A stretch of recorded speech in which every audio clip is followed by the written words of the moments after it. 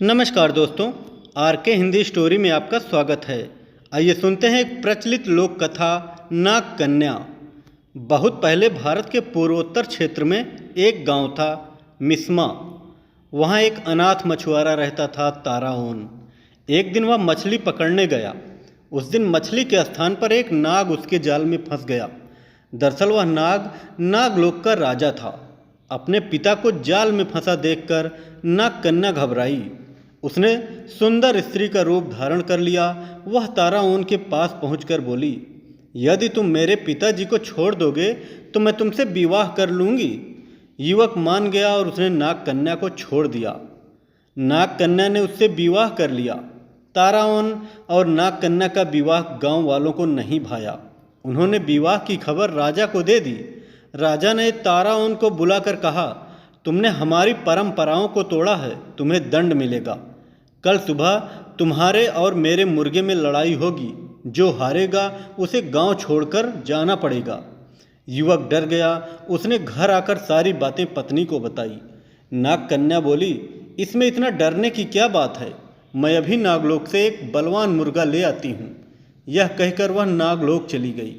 कुछ देर बाद वह मुर्गा लेकर आ गई। दूसरे दिन राजा और युवक के मुर्गे आपस में भिड़ गए। नागलोक का मुर्गा अधिक बलवान था, इसलिए राजा का मुर्गा हार गया।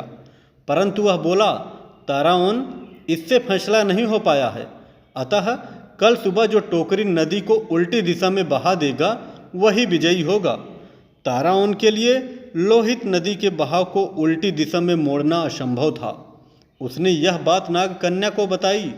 उसने पति को ढांढस बताया, डरो नहीं, मेरे पिताजी तुम्हारी मदद करेंगे। वह अपने पिताजी के पास गई। नाग कन्या ने अपने पति की परेशानी बताई।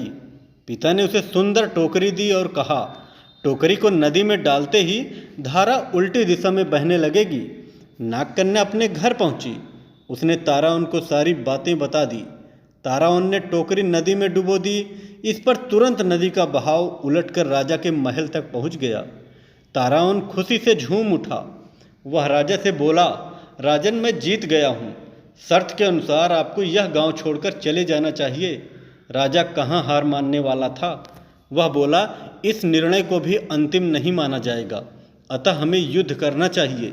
इसी युद्ध से निर्णय होगा।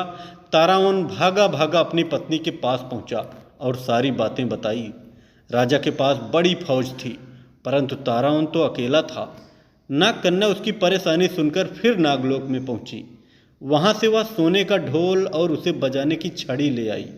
सुबह राजा अपनी फौज के साथ लड़ाई के लिए आया। ताराओन पहले से ही तैयार था।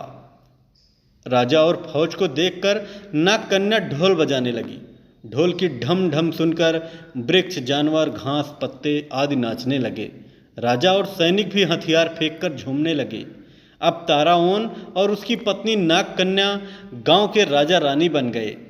आज भी अरुणाचल प्रदेश के वंशज ताराओन जनजाति के नाम से जाने जाते हैं। यह कथा कैसी लगी कमेंट में ज़रूर बताएं। अगर अच्छी लगे तो कृपया चैनल को ज़रूर सब्सक्राइब करें व वीडियो को लाइक करें।